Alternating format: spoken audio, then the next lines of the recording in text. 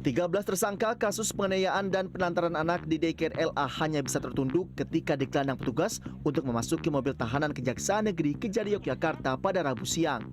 Para tersangka diserahkan oleh polisi kepada pihak kejaksaan berikut barang bukti dan berkas kasus. Pihak Kejari Yogyakarta pun telah menyatakan bila berkas yang dilimpahkan telah lengkap dan akan segera masuk pada jadwal persidangan.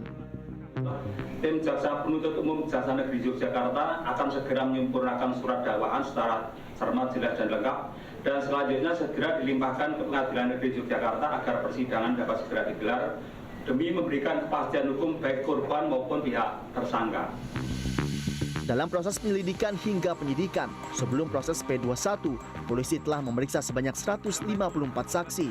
Selain itu terdapat 3 orang saksi ahli yang ikut diperiksa, yakni ahli pidana, ahli kedokteran, dan ahli pendidikan. Bahwa penyidikan kita kemarin selama 60 hari, dan alhamdulillah dinyatakan lengkap oleh Kejaksaan Negeri Yogyakarta atas bantuan dan kolaborasinya kami. Dan untuk saksi dalam pemberkasan penyidikan itu sebanyak 154 saksi.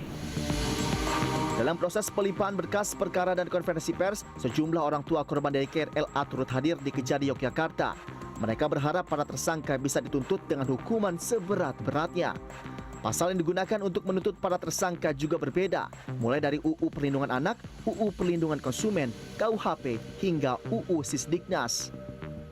Harapan kami selaku orang tua, misalkan Sisdiknas ini bisa dimasukkan, itu berdiri sendiri, kemudian diakumulasikan dengan pasal-pasal yang lain, tidak diambil yang paling tinggi hukumannya seperti itu.